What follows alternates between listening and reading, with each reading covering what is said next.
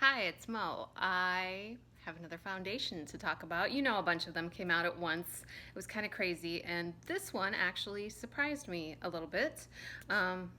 Sometimes things are not what you expect. This is Dose of Colors Meet Your Hue Foundation. As I said, frosted glass bottle, very nice, feels weighty, feels very nice, sleek packaging, matte black cap. There is the beloved pump underneath, and it's not a locking pump, just so you're aware of that, so it wouldn't lock if you were traveling or something. It's a very substantial though and nice bottle. I have it in the shade 111 Light, and that is listed as a light skin tone with neutral undertones. It was $36. I got this at Ulta, and I actually did it in a haul a few weeks ago, but I've had the last week to really test it out, and I was just going to read you a bit about the foundation itself.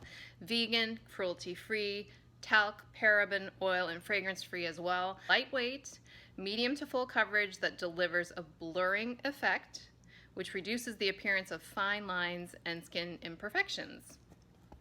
I have both of those.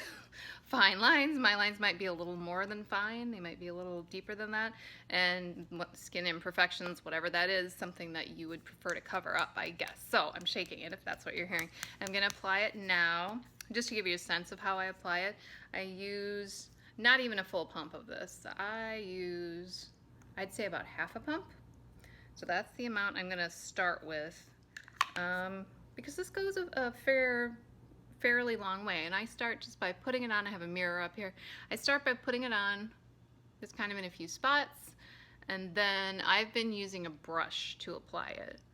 So I do a little bit with my fingers first, kind of work it in, and this is my Sigma F80, just applying as I have been. I've tried it with fingers and I've tried it with a couple of different brushes. I think I prefer a brush, but it's not for me. It's not a foundation that I have to have a brush. I was okay with finger application. I have not used this one with a sponge, and the main reason for that is that I really only go to a sponge if I feel like the other methods I'm using are not working, just because I think it takes more time to go and dampen a sponge and all that stuff and clean up the sponge. A brush for me is simpler. So usually I'll start with finger application. If that's not working for me, I'll go to a brush, and then if the brush also doesn't work, then I'll try a sponge. But in this case, I felt pretty good about both finger and brush. Still have a little on my hand, and like I said, I only used half a pump, so I might grab a little bit more. I am generally a medium coverage person. That's what I go for.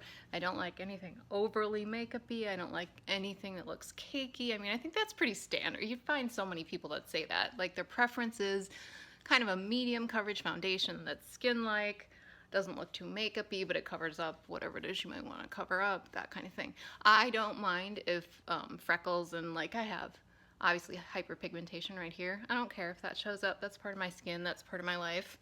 So I'm not going for a full coverage here.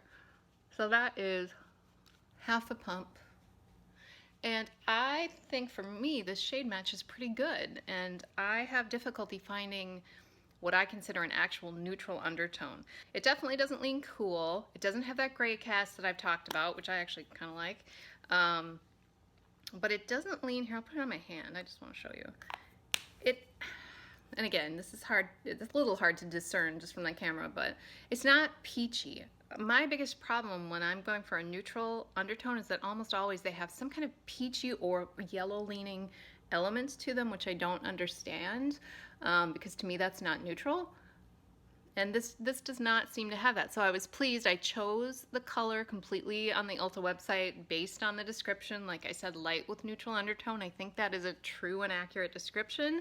I can't say if all the descriptions of all the colors are completely accurate, but I mean, that's a good indication, I think, that at least they have a sense of what is a neutral undertone, that kind of thing. And right now, I thought I'd put on a little more and just show you if the coverage builds, which in my opinion, it does build nicely. I don't try to cover up a whole lot, but I do have redness around my nose. So I will sometimes put a bit extra right there. And sometimes I put concealer there too. But today I just want to use the foundation. give you a sense of what it looks like.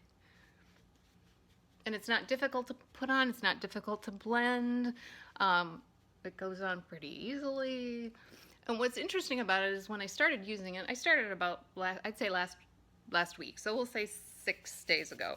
I don't know why I wasn't very, I don't know. I didn't have like low expectations. I just kind of had no expectations. I didn't really think a whole lot about it. And what surprised me is that first day that I wore it, I wasn't really testing it. I'm like, oh, I should try this. And by the end of the day, I realized that nothing about this foundation bothered me, which to me is a great thing. Like, I didn't notice it. I didn't notice, oh, this got really shiny, or ooh, this looks really dry, or it was hard to put on, or anything. It's just, for me, this foundation is a very easy, everyday, nice foundation. And I was pleasantly surprised, and I don't have any good reason why I didn't think it would be. I think partially because so many foundations came out at once, it almost seemed like this one kind of got pushed to the side with all the reviews that were coming out. And certainly there were reviews of this one, but I just didn't hear a whole lot about it. Particularly when you're talking, you know, big luxury brands like Pat McGrath and Charlotte Tilbury. I mean, those came out and just kind of blew the competition away in terms of reviews. But this one has pleasantly surprised me, and it's kind of everything I want. It's not, I don't know that it's 100% my perfect foundation because, as I said, I've only used it maybe 6 days in a row, and I would not want to say, oh, this is definitely the one forever, but there's just nothing I don't like about it. I will agree that it's lightweight. I think it is a nice medium coverage. I think if you wanted to, you could build it up to full coverage. I definitely think high medium for sure. I don't think this would be like block out every single thing, full coverage. Or if it did, I think you'd end up looking kind of makeup-y and cakey. But for my purposes, just putting this on, not even a full pump, and even building it up for you a little bit extra today, it's very comfortable, and it's just a nice foundation. And that's not like exciting or sexy to say, but it's kind of what I'm looking for. It's just good. I really like this. It surprised me how much it doesn't bother me. Like, it's just like, oh yeah, that's a great little foundation. I'm extremely happy that the undertone is neutral, at least on this shade. I think the packaging is really nice. I think they created a really nice foundation, and I think it deserves a little love. It's definitely getting it in my collection because I went out of town this weekend and I was like, oh, which foundation? And I took this, which almost surprised me. So, oh, I did want to mention longevity.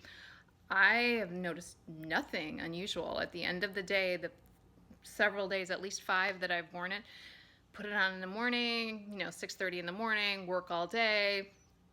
I have a desk job. It's not like I'm out, sweating crazily or anything, but it's been warm here.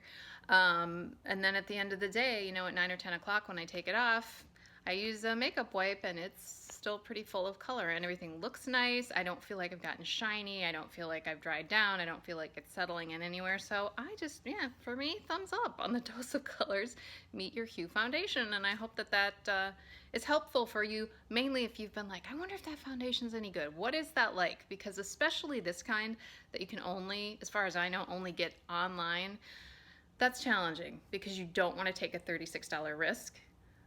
Maybe at all, but certainly don't want to with a foundation that you're like, I don't really know what this is about, and is it any good? I give it my thumbs up. Dose of Colors Meet Your Hue foundation pleasantly surprised me. Hope this was helpful, and I thank you so much for hanging out with me and just talking makeup.